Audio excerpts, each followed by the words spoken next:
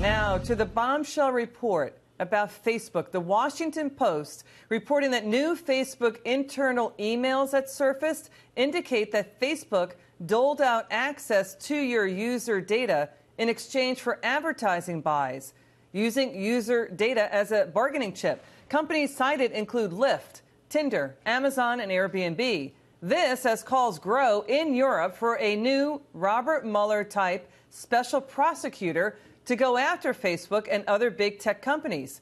This is a former prime minister of Belgium. He's an EU official. He's saying, quote, Facebook's monopoly control over millions of people's personal data and the flow of news and information online pose a clear and present threat to democracy. He also says that Facebook's management has shown time and again it cannot be trusted to behave responsibly. This official also pointing out that Facebook has failed to still deliver a comprehensive internal audit about what exactly happened with the Cambridge Analytica scandal. Remember, Cambridge Analytica was reading Facebook messages and compared the Facebook issues to the 2008 banking crisis. He's saying banks then, they didn't regulate themselves. Tech sure is not. We got to step in.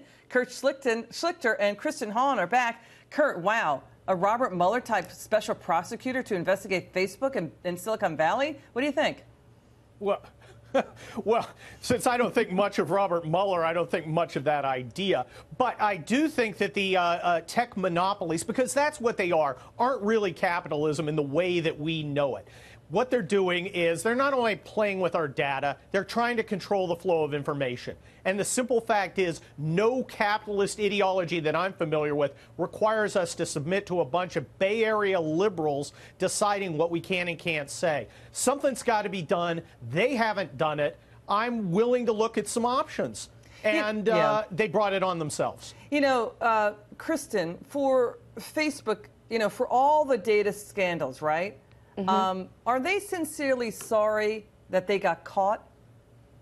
I think that's the situation we're looking at. I mean, this is a situation where, and I agree with my counterpart on the right, there's something that has to be done. I'm not sure about a special prosecutor, but there's clearly a role for Congress to act in a bipartisan way to regulate, because Facebook isn't self-regulating. The issue, though, comes down, you know, the devil's always in the details. So, you know, do you regulate Facebook as a financial institution? Do you regulate it as a news organization? There are a lot of questions that need to be answered. Yeah. You know, and I think that they began to ask those questions when they brought Zuckerberg. Yeah, they're exempt from lawsuits because they say they publish political discourse.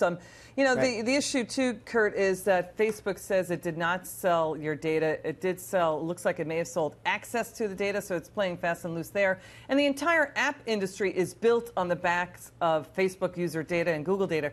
And then we also had, you know, Sheryl Sandberg asking Facebook workers, Kurt, to do opposition research on George Soros after Soros said Facebook is a menace.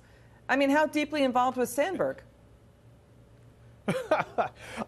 You know, probably pretty deeply. Look, look, I'm no fan of George Soros, and Facebook can go and do whatever politicking it wants. But you know what? So can we. And the simple fact is Facebook and Twitter and all the rest of these tech giants have taken an outside role in our politics. I would not be as concerned if they were not monopolies, but they transparently are.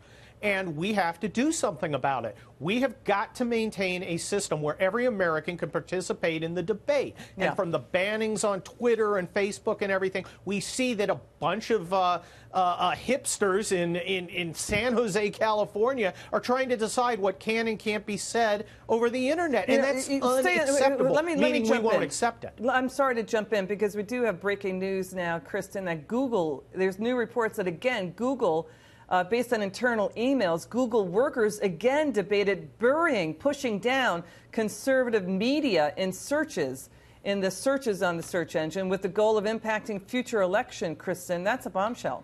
Yeah, I mean, whether it's Russia, whether it's, you know, and this isn't in my mind a political issue. I mean, there are people on the left that are doing it. There are people on the right that are doing it. And there are certainly foreign governments that are trying to impact our elections. Yeah, but time and again, Kristen, we do see conservative voices suppressed on Facebook and Google. That's a fact. I've seen it. I've seen the reports.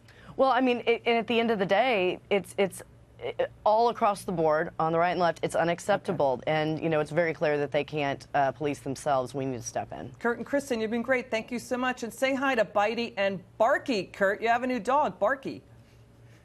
We do. Okay. He's horrendous. He's a terrible dog. Love it. The more terrible, the better.